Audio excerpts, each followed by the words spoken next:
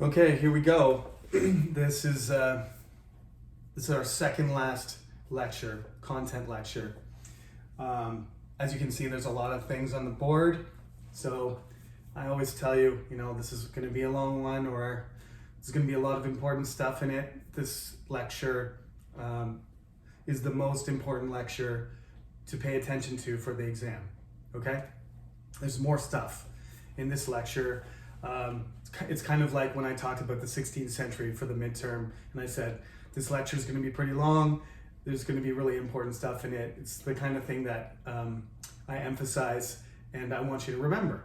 This is, I think these lectures, these particular lectures, my 16th century lecture for the British culture and this one for the American culture, give you a good sense of the scope of the culture and some of the key points that I've tried to talk to you about American stuff. So there's basically three parts to this lecture. I'm going to talk about major features of American culture that are kind of big ideas and things that are familiar to you. I think that when you think about America, you probably think of some of these things. So we're going to talk about that first. Second, we're going to talk about a way that you can organize the last 120 years of United States history and culture by just dividing it into major events. And then I'm going to finish the lecture by talking very briefly about some famous people, and I'm going to restrict it to presidents, although I would like to talk about celebrities from different areas. I would like to talk about businessmen.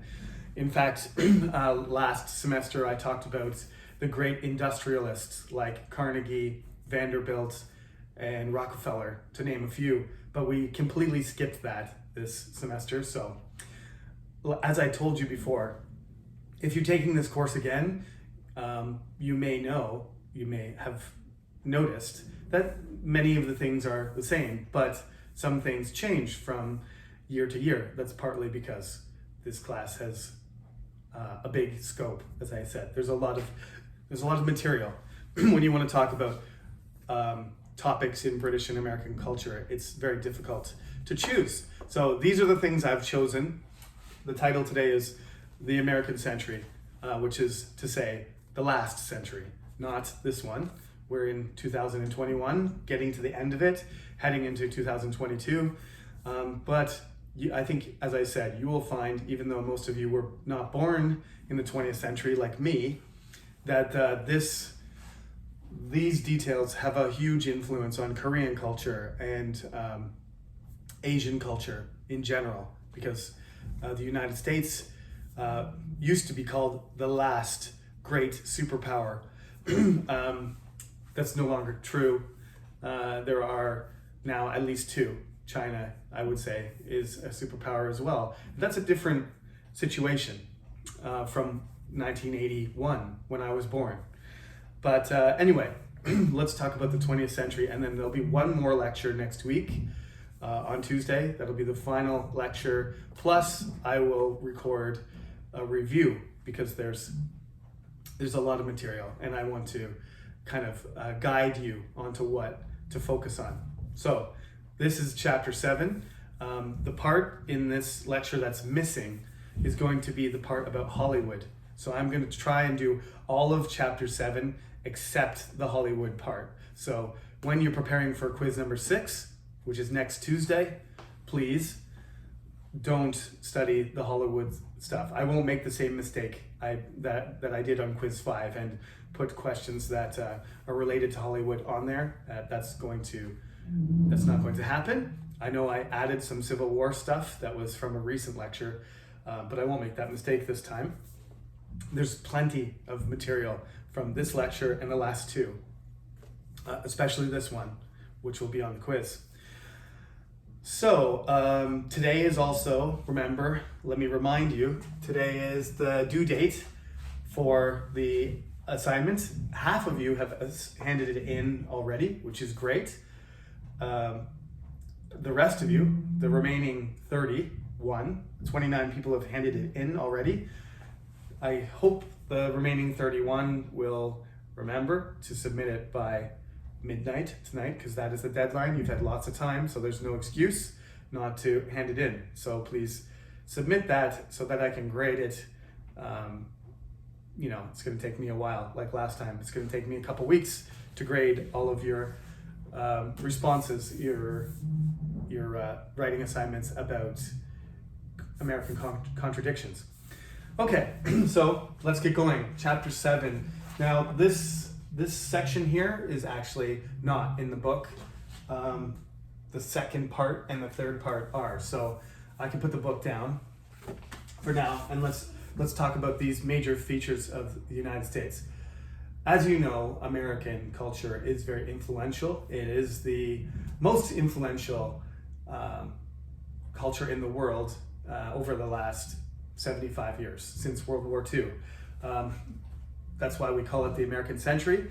It's an expression, as it says in the book, that was coined by Henry Lucci, who was the owner of Time magazine. Everybody knows Time magazine.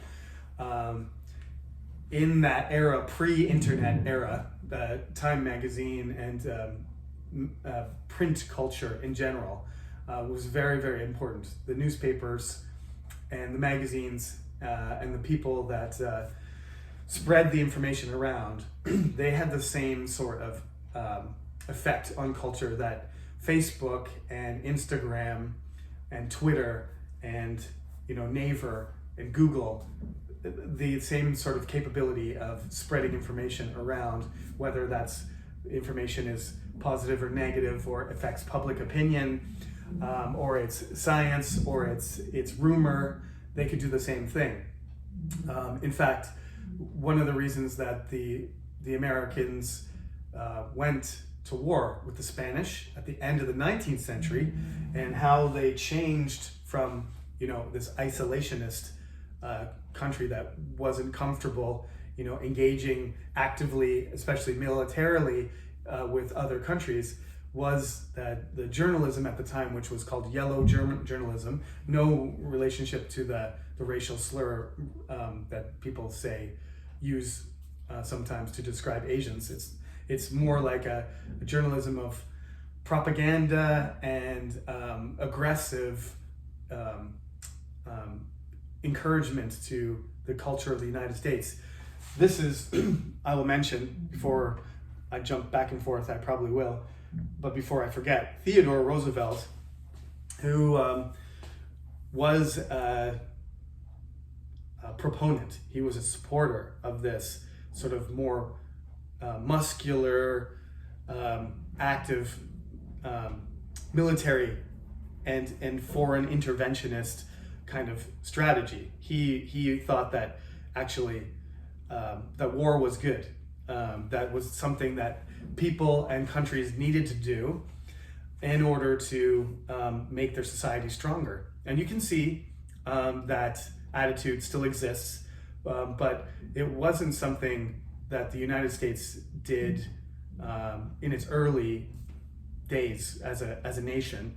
The United States was normally involved in intra-conflict, like the Civil War, fighting itself on its own continent, or defending or attacking within North America. They fought many wars against the natives. They fought against the Mexicans. They fought against Canada, British North America. They fought against themselves. But until they fought the Spanish-American War in 1898, which Theodore Roosevelt participated in as a soldier in a unit called the Rough Riders, that wasn't something that the United States was involved in. And Theodore, although he was pro-war and he was involved in the Navy and the building up of the ships, that the United States Navy is the most dominant Navy in the world easily now. He was one of the people who, looked at the British Navy and admired it and wanted to build up the sea power of the United States. Theodore Roosevelt was involved in all of these things. Plus, he was an outdoorsman, and one time he was hunting, and he was told that oh, there's a bear here, you can shoot it, because he hadn't had any luck hunting. And then he says, oh no, that's not honorable, that's not sportsmanlike, so I'm not going to kill it, just let it go. And so they nicknamed him Teddy Bear, like Teddy Roosevelt. And somebody made a bear and put an American flag in its hand, and that's how the teddy bear was born. The story is that he spared a bear, let a bear go, and then somebody started making these stuffed bears with patriotic, clothing on them, and nicknamed it the teddy bear. So that's where the teddy bear came from, Teddy Roosevelt. So if you ever hear, somebody say Teddy, that's an American thing. The teddy bear is an American thing. There's actually nothing more American than a teddy bear dressed up, in Uncle Sam outfit, waving an American flag. It comes from the name of a president. Anyway, Theodore Roosevelt, this is not in the textbook, so you must listen to what I'm saying if you want to understand about Teddy. He ended up brokering the deal after the Russian-Japanese War, which made a peace treaty, and he won the Nobel Peace Prize for that role as a mediator between Japan and Russia. And that was in 1905. The tragic history of the Korean Peninsula followed that, as Japan invaded Korea and then China after that. But nobody knew at that time that was going to be the future result. And once the Imperial Japanese military had invaded Korea and taken over Korea and then invaded China, there wasn't very much the Americans could do to stop them until World War II. But let me not get too far ahead of myself. There's some key details about Teddy Roosevelt. He belongs in the book. When I do my 4th edition, he'll be added to the list of presidents. All these other presidents have a little blurb about them that describes them. Most of the information is from Encyclopedia Britannica, so it's just kind of general information. But as I talk to you today, I will mention something specific about each of them, which I want you to remember. I know there's a lot of things to remember. There's certain tribes, there's certain ideas. I don't expect you, just like I don't expect you to know everything about the Romans or the Anglo-Saxons. I just want you to remember key things, okay? So key things about Teddy Roosevelt. He was a pro-war president. He won the Nobel Prize, but he was pro-war. He lost a son in World War I, and then he sort of changed his mind. He was sort of representative of this attitude of the United States turning into an assertive, aggressive, interventionist power, whereas it was a regional power and stuck to within North America before that. But the Spanish-American War and World War I changed that attitude. So these are the features that you're probably familiar with. We'll start with, I guess I'll start from the bottom, because I just started talking about military stuff. So the American military, obviously, is very famous. It's the most powerful military in the world. Of course, it was not always that was not always the case. And of course, there are other very powerful militaries in the world. The Russian military is very large and powerful and dangerous. But the most dangerous and most powerful military is still the United States. China and Russia and India and even South Korea have very developed, sophisticated militaries. Now you may notice that lots of these things are related to each other. I'm going to end up drawing arrows all over the place. Of course, one of the things that links the United States culture is the connection between different parts of its culture. Culture is very complex and very interrelated. So the military, the defense budget for the United States military was never very large. It ballooned during World War I, and then it shrank again. And then in World War II, it ballooned and got gigantic again when they had 10 million soldiers and servicemen all over the world fighting against Germany and Japan at the same time. And then they tried to shrink it back, but they were unable to do that because of a sequence of wars and involvement in foreign affairs. So the American defense budget is enormous. It's related to economy, it's related to technology, things that you take for granted, like radio and airplanes. These technologies were developed, they were accelerated because of military purposes. Space flight, right? Space flight, all of these things, it's related to rockets, it's related to missiles. The internet was developed, the computer was developed. All of these things were military technologies, and then they became adapted for civilian life.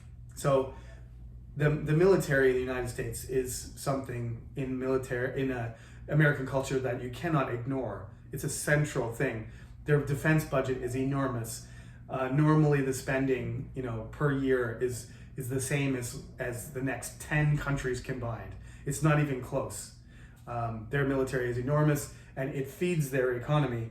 And the technology research, they're all connected. This is something that Dwight Eisenhower called one of the most important things he said was, we have to be careful of the military-industrial complex. And this is exactly what Eisenhower meant. And he was the president at the end of the Korean War, after World War II. He was the one who actually arranged for the armistice. There's no peace treaty between North Korea and South Korea. The ceasefire, permanent ceasefire, as it turned out. Dwight Eisenhower was the president then. So when he was president, he was a general. I won't talk about him yet because I haven't gotten there. But he was a general, and Dwight Eisenhower was concerned that the political system and the economic system and the military were too closely related to each other, so that you can't stop funding the military, because if you stop funding the military, the economy shrinks, right? So a lot of the economic energy, a lot of the wealth that is generated from the United States goes through the defense budget. There's a lot of funding for research. There's a lot of funding for technologies. There's a lot of funding for jobs, consumers, people, employed.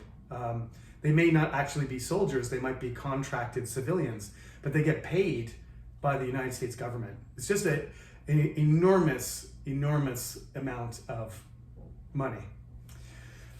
And the United States economy is capable of keeping that going. So far, I mean, I'm not an economist, so the United States has a huge amount of debt, and that's all of these things are a problem. But we're talking about culture here. So as it continues, as it was for the last 75 years since World War II, the defense budget of the United States has really supported everything that right? The reason that I'm here is because I wanted to visit Asia and I needed to get a job. But, fundamentally, the influence of American culture on Korea allowed Korea to develop in a certain direction, which is partially why you have a Canadian English professor, is because the military was here and they never left, right? There's still American military bases across South Korea, and there's a close military partnership. And on the back of that military alliance is a political and economic and social entertainment and technological alliance between Korea and America. And many countries around the world have this same relationship, but Korea's is closer, and Canada's is very close too, always working together in all of these areas. So you may be familiar with the American military, the Army, the Marines, the Navy, the Air Force. These are the major branches of the United States, and it has an effect on all parts of American life. The ability also for the United States to fight wars and also criticize itself protest. This is a topic that I didn't speak about yet, but it's a very easy one to choose as a contradiction, right? You're just finishing up, some of your assignments are coming in still. One of the major contradictions of the United States is that they would be the leaders of world peace and the United Nations, and at the same time be the most powerful military in the world. How do you reconcile having all these nuclear weapons and this gigantic, expensive military that has military bases all over the world and attacks other countries when they have difficulties, when they disagree with their policies? It's a pretty serious contradiction there. And on the back of that relationship, there's a lot of resistance within America itself. They go to war and they protest it too. And that's one of the legacies of Korea and Vietnam, is that those wars are less popular. World War II and World War I and other wars that the United States fought were very popular because they were, in a sense, like patriotic wars, and usually wars of morality and self-defense, right? Japan and the Nazi regime, the Imperial Japanese military, and the Nazi military in Germany, these were evil countries that were trying to destroy the world. So it was easier, to get the American population to say, yes, we do need to sacrifice, we need to fight, we need to pay, we need to send our people to die in order to win those wars. But the Korean War didn't directly have anything to do with the United States. That's sort of the point where they started to move towards this hyper-interventionalist country, wherever there was a problem, that they would intervene, right? The war was between North Korea and South Korea. There wasn't any, it was an internal problem, but the United Nations decided to go there because the United States proposed that they prevent North Korea from taking over the country. The same thing happened in Vietnam without the United Nations support. And the lesson learned from those experiences was that some of the population could disagree with American military action. Some of the things that we consume the most, I think probably the military and the economic things are the most obvious dominant cultural features of the United States.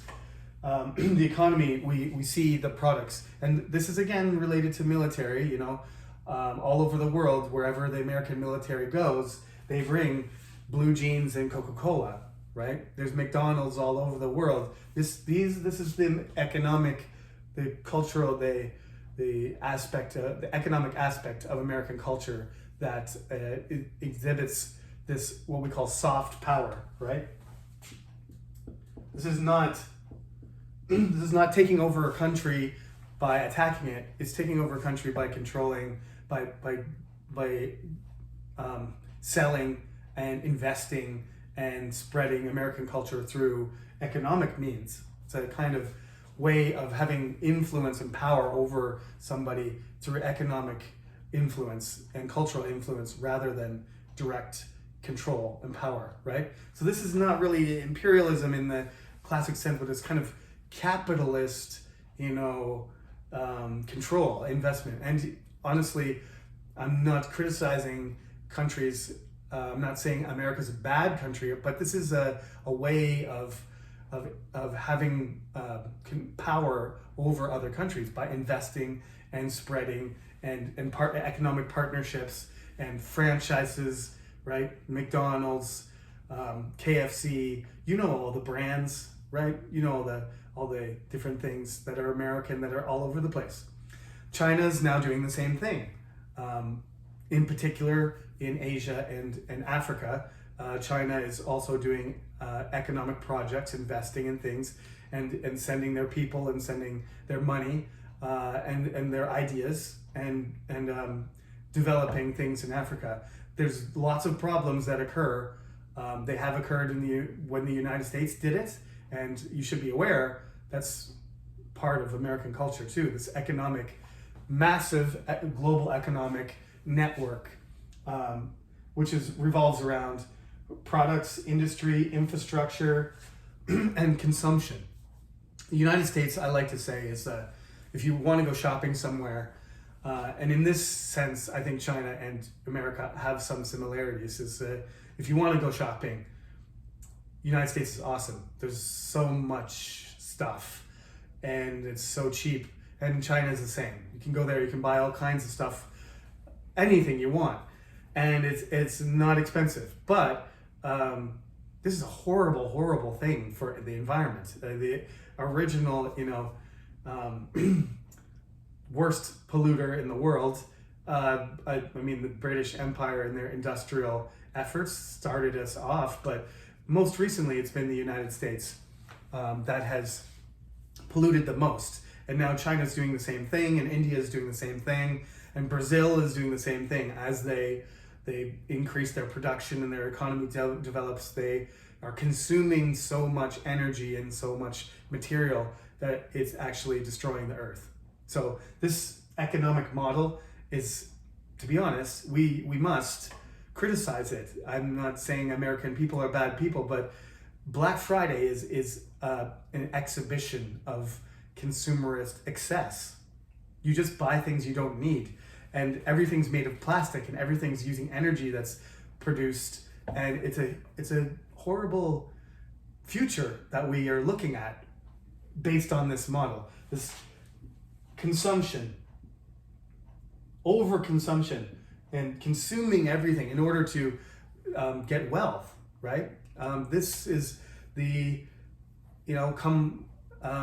have a family, big house, big yard, 2 or 3 cars, 6 bedrooms and 4 bathrooms. You don't need all that stuff. And if everybody on the planet had that was able to follow that example, it's kind of an American dream to have all that stuff. But if everybody had that, even in America, where our Earth would already be destroyed, right? If 7 billion people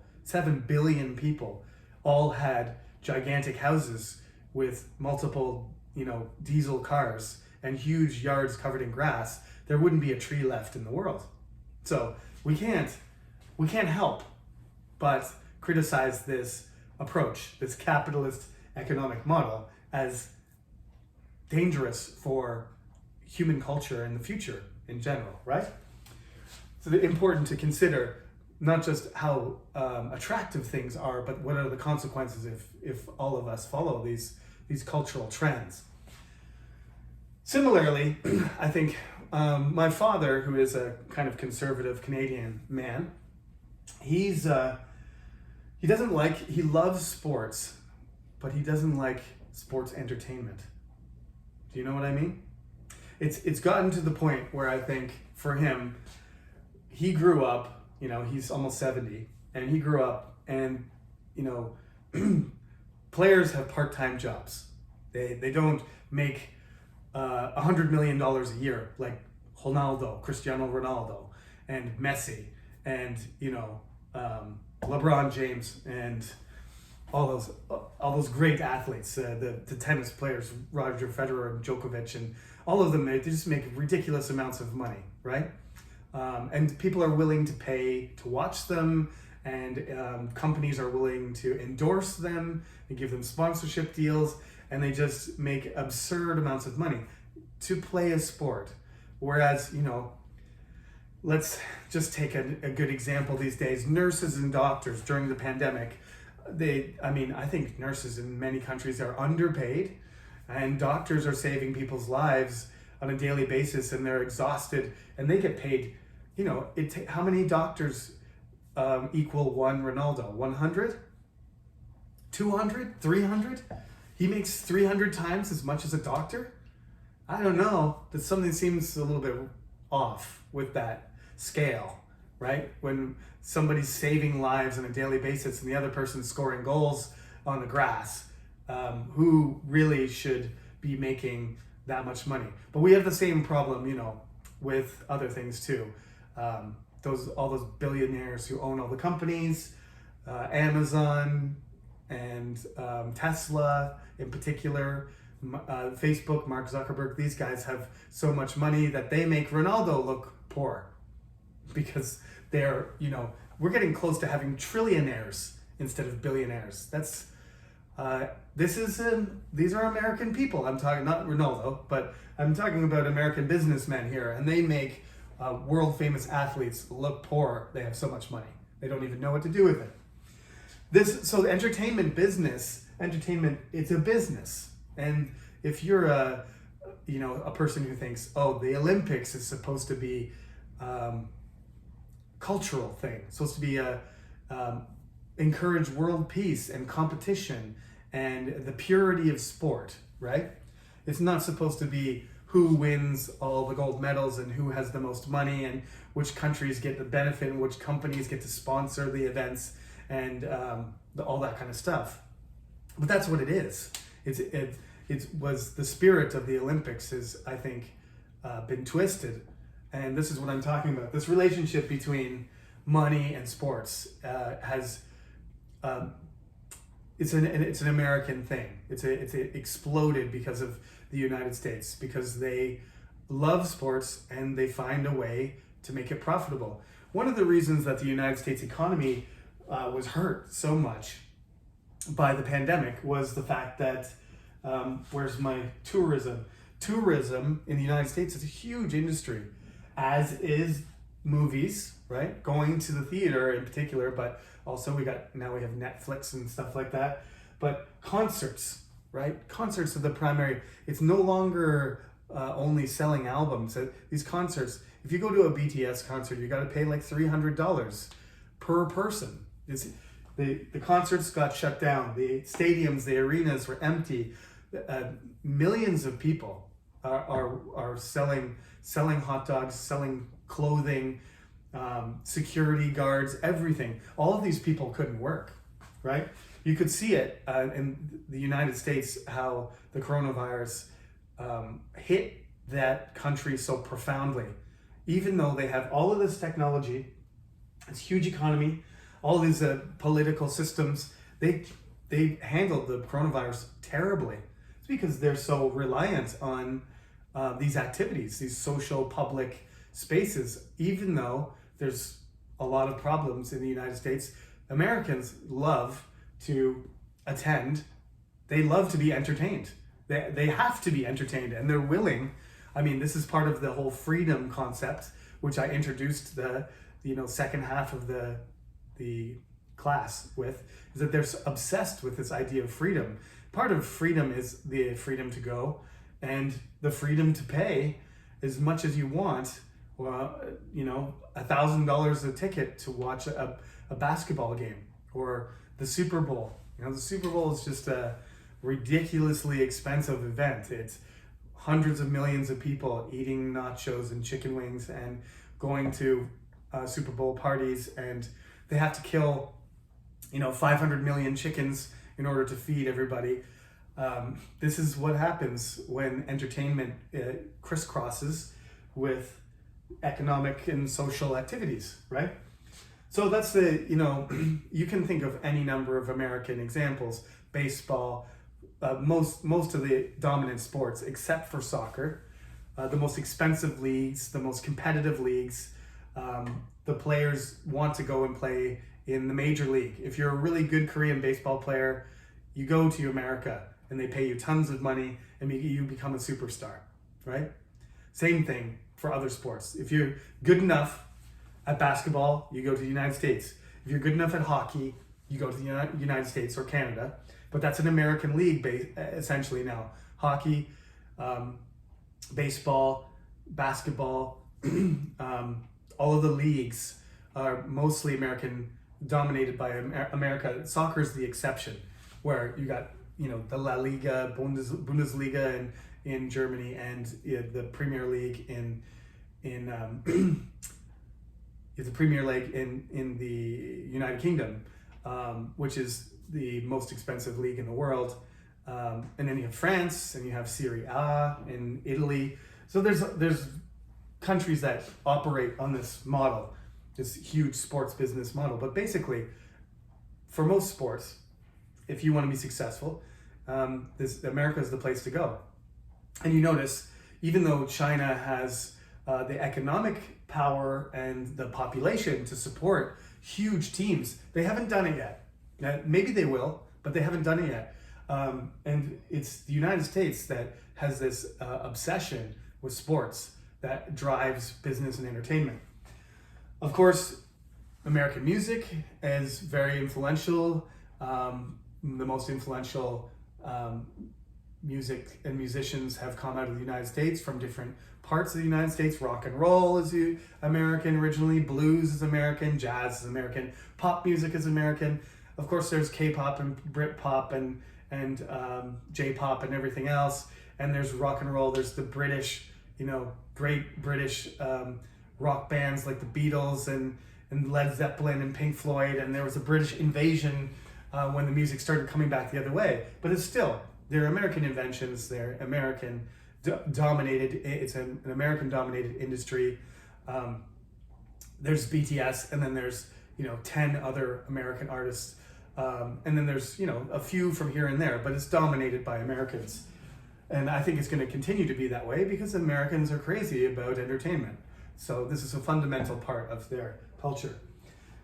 You're also very familiar. We talked about one of the main concepts we talked about already, invention, right? The creativity and the focus on ingenuity that's part of American culture.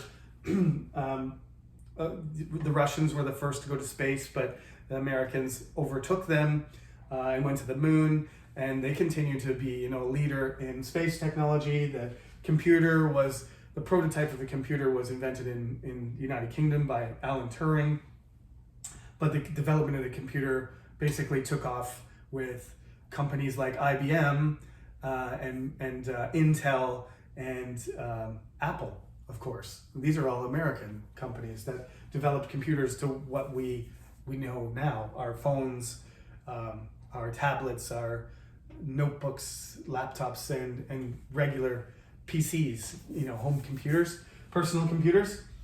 The internet, also American, project.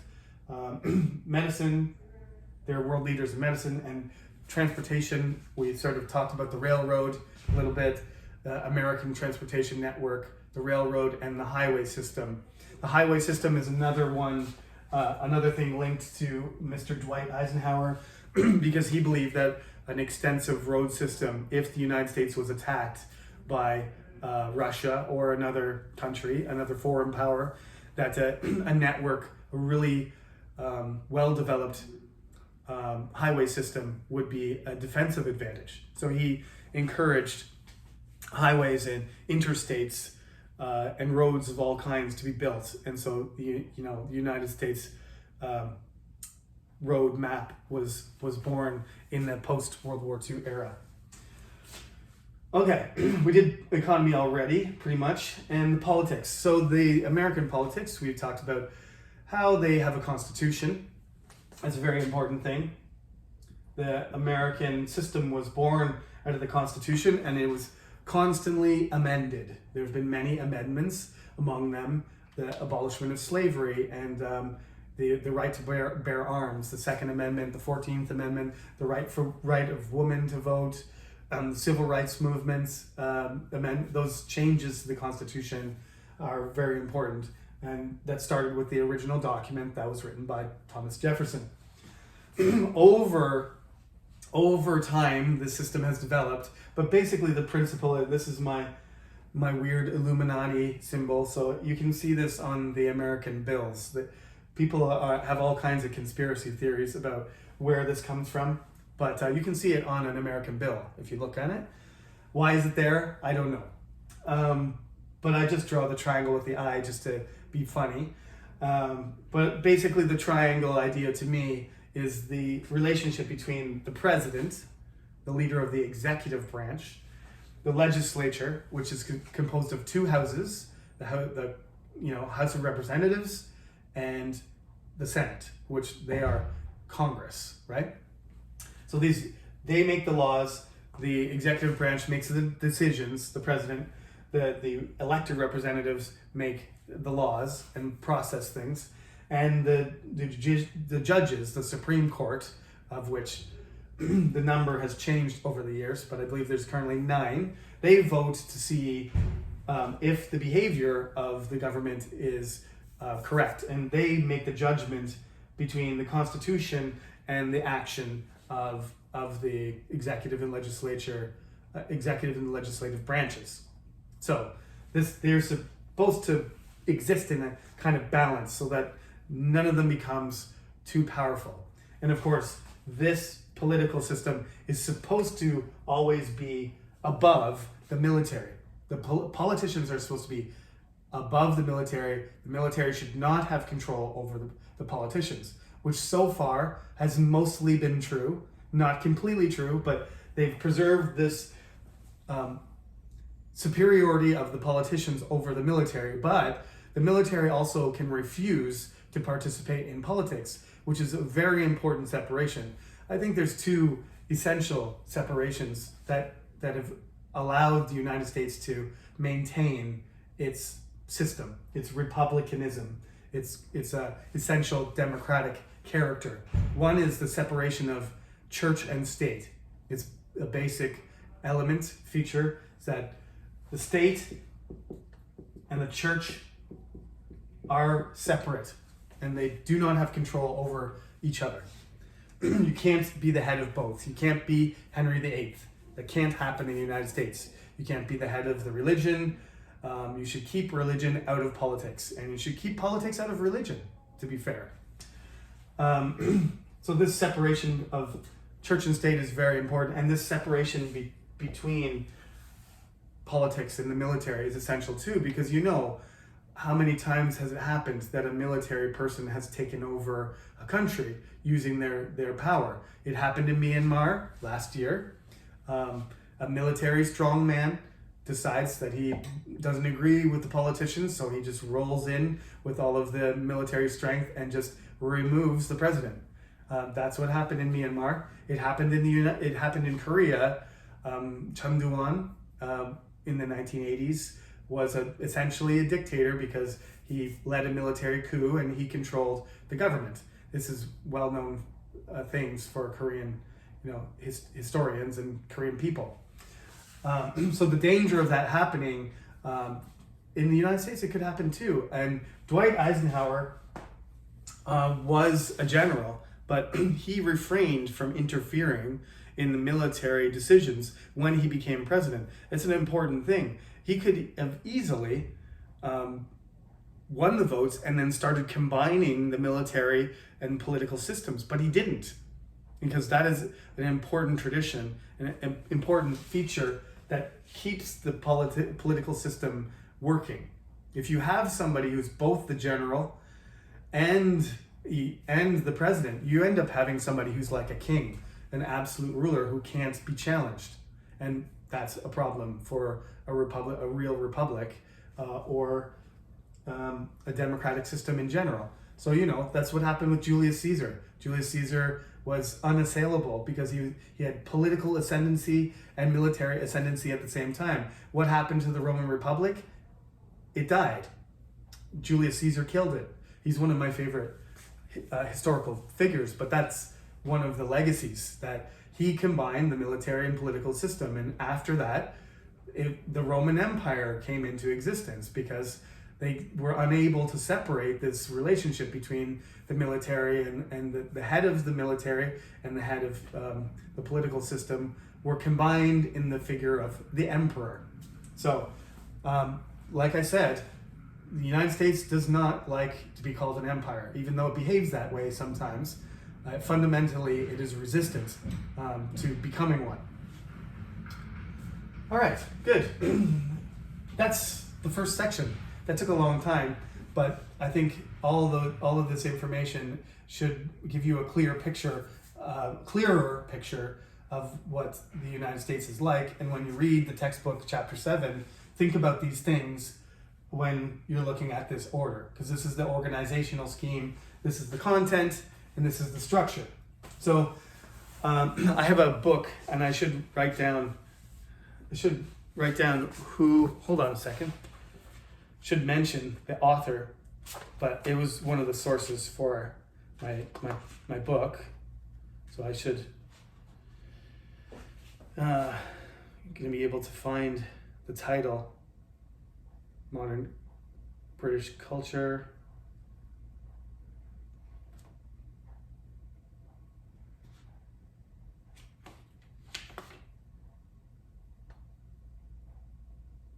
Sitting here somewhere.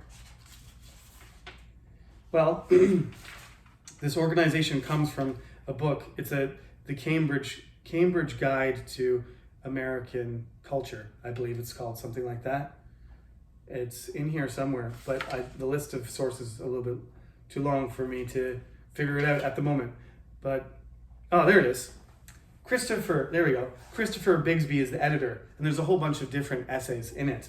It's the Cambridge Companion to Modern American Culture. I had to find that. It was published, of course, in the UK, but there's lots of writers from different places. And one of the writers, he describes the 20th century this way, that there are three periods, basically, in American, the 20th century America. At the beginning, early optimism, things are going well, and the economy gets boosted by its participation in World War I, and they win World War I. So everything's rolling, and America goes into the 1920s in good condition, and that's why they call it the Roaring Twenties. There was optimism, the stock market was going up, the economy was growing, America had won the war in Europe, and America's, economic boom, and let the good times roll, let's dance and enjoy ourselves. And at the end of that, in 1929, there was a stock market crash, the great New York stock market crash, not the only one, but at the end of the 20s, 1929, stock market crashed, and the American economy started to collapse. At its worst point, it was 1 in 3, 30% or so people were unemployed. That's a lot.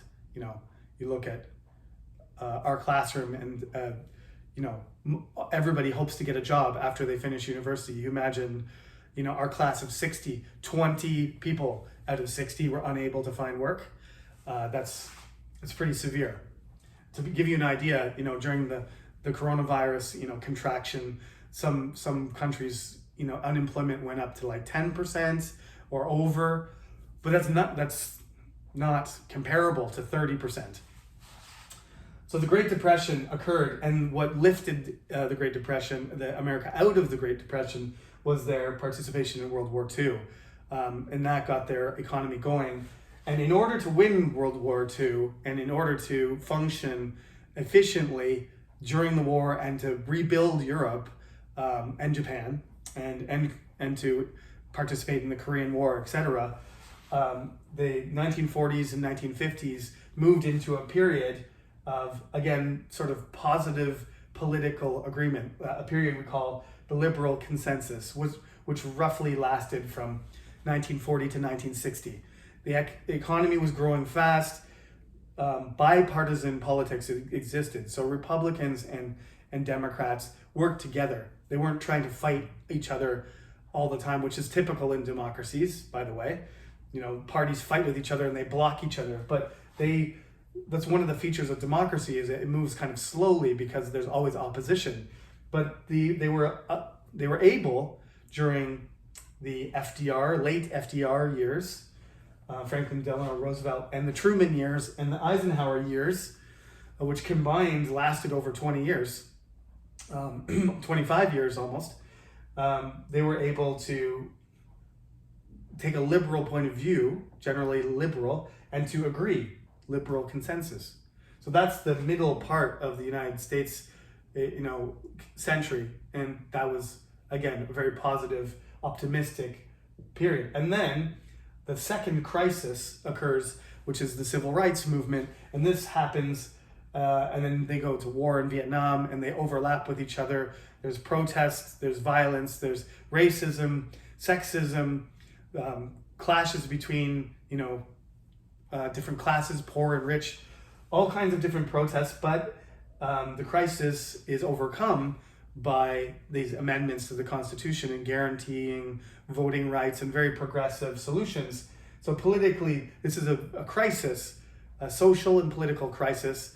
And Martin Luther King Jr., is assassinated, and Malcolm X is assassinated, and there's violence. But there was an achievement through this sort of agreement that there's some fundamental problems in American society, and that the protests in Vietnam, about Vietnam, eventually lead to withdrawal from Vietnam as well. Now, sort of the counter revolution to this, the counter conservative response to the civil rights movement is the neoconservative era, which means new conservative era, which largely is characterized by politicians who have a conservative point of view about spending, about social, they roll back social services, they even start to roll back voting rights and civil rights. That's what's been happening since I was born. It's the last 40 years. This is actually the longest period because it didn't stop in the year 2000. It starts in the late 1970s. And it's this, I would argue, Joe Biden now might be a president that is more like the president who started this sort of New Deal situation, that social support and infrastructure and investment in the public sector is very important to American life and American culture. And Joe Biden is now doing this. But from Nixon to, well, Jimmy Carter is kind of a blip there. But Ronald Reagan until Donald Trump, we have all of these presidents who are basically pro-intervention, foreign interference and military support, but they're not actual soldiers or generals like Eisenhower. Kennedy, they served. They served George Bush Sr. Actually, he did serve. George Bush Jr. did as well. But generally, there are a lot of politicians, not just the president, that are pushing American military operations, but not personally experienced in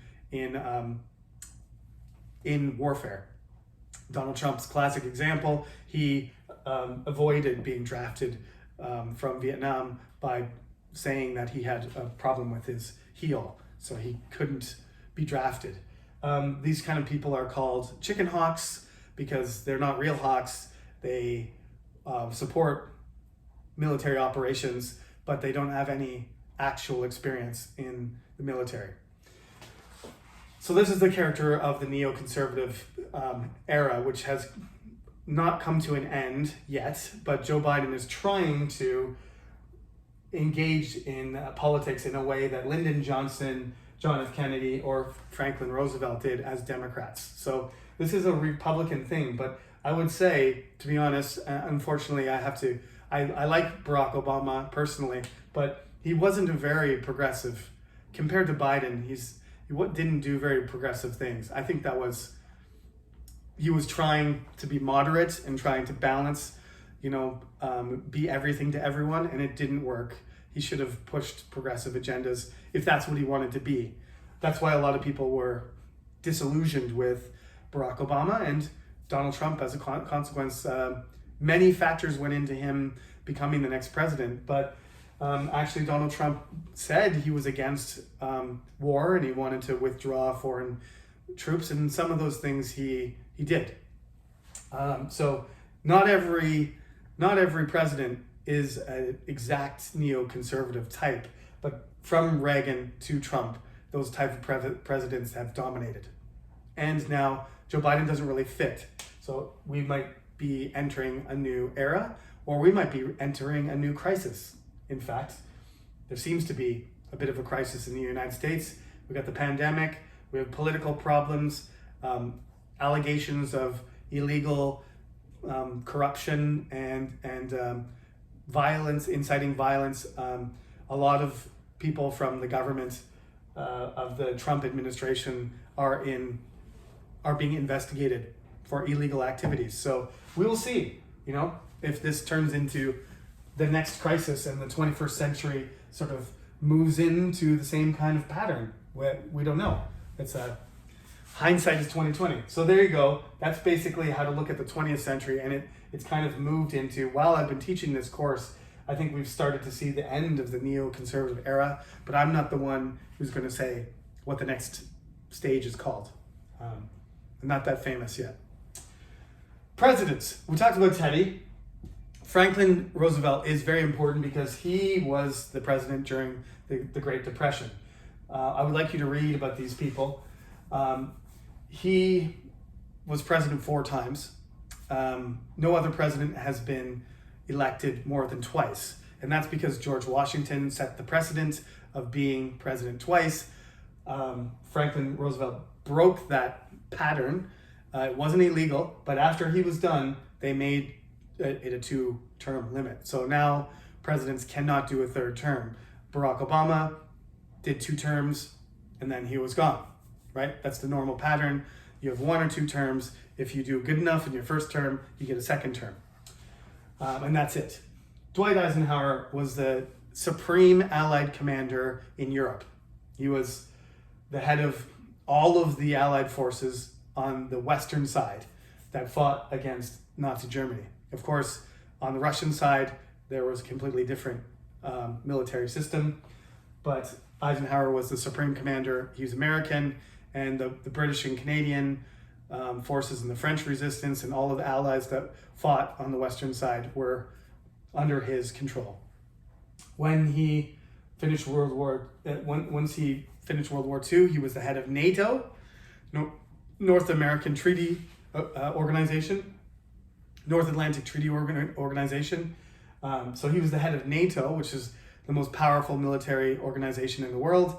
And then he became president. So he went down to become American president. You might say, Supreme Allied Commander, head of NATO, then he becomes the American president. That's a crazy resume. Like I said, he was concerned about the relationship between the military and the economy and politics. So he was the one who talked about this issue. John F. Kennedy was really important because he beat Richard Nixon in the election, and he was the first president to do a debate on TV, and he was more of a celebrity and a famous person rather than, a public figure like a general like Washington or a lawyer like Abraham Lincoln. He was just attractive. He was a serviceman. He fought in the American military, but when he retired, when he left the service, his father just kind of groomed him to be. His father had this dream of one of his sons being president, and John F. Kennedy achieved that. And part of it was because of his charisma, and he was shot and killed. And that's also one of the things he was remembered for. He's remembered for his economic policy, but we won't talk about that. We said he was going to go to the moon because the Russians shockingly had gotten to space first. So they said America's going to make it a project to go to the moon. And he was the president during the Cuban Missile Crisis, which the friction between Cuba and the United States and communism in Cuba continued from his presidency until Obama. And then he was killed. He was assassinated. Those are the important things about him. Richard Nixon is famous because of the Watergate scandal. That's all I want you to remember. I am not a crook. That's what he said. He put his fingers up. I'm not a crook, and you don't have to worry about old kicking around tricky Dick anymore. He's an interesting person. He definitely didn't need to cheat and try and spy on the Democrats. He would have won anyway. He did some great things. He went to China. He tried to repair the relationship between the United States and China. He's well known for that. Surprisingly showed up in China, to restore relationships with communist China. That was a great thing that he accomplished. And he withdrew from Vietnam, and he did some very famous things. But the thing he's most famous for is trying to cheat in the election. by spying on people, and that's called the Watergate scandal. So you all know that's where something gate comes from, right? You say something gate, Obama gate, Corona gate, whatever. That's when people say that, they're referring to this famous election scandal. And then I told you already, Ronald Reagan began the neoconservative era with some aggressive military policy around the world. He pressured Russia into, into treaties and agreements. I think his biggest achievement is, the speeches he made in Germany, to reunite West and East Germany. The Iron Curtain fell, Soviet Union collapsed, and Reagan's famous for that, rightly so. But he also had this aggressive military stance. He interfered in other countries, in Iran and Nicaragua and other foreign countries. There was a lot of secretive military action going on. And Ronald Reagan was not a professional politician. He was an actor. So he was kind of, in some sense, he was a handsome, charismatic person like John F. Kennedy, but didn't have any history of service in the military and didn't have experience as a politician. He was just basically a celebrity who was really good at performing and persuaded the American public that his ideas, conservative family values and aggressive military, action were the best thing for the United States, and that, his policy really is in contrast to Franklin Roosevelt, who was investing in public, and there's actually a term called Reaganomics, which is borrowing a lot of money but investing in private and reducing taxes and investing in private industry. And that's his legacy. That's about an hour. So that's the longest lecture of the semester. I promise the last one will be shorter. Please study this one carefully. You don't have to listen to it all at once. That's the good thing about, having it posted on the internet, is that you don't have to sit in your chair squirming while I lecture for you, a lecture to you for an hour and a half with a break in between. So you can just digest this in chunks. Most of the stuff here is very relevant to the quiz and the exam, so make your own notes. I know mine are messy. Make your own notes and listen to the important things that I said, and this will be a big help for you in your final quiz and your exam. Thank you for listening. One more, definitely shorter than this, lecture, and then the review and our exam, and we'll be on winter vacation. So stay safe. Coronavirus cases are going up, so be careful. And I'll see you next Tuesday for the quiz and the last content lecture of the semester. Have a good weekend.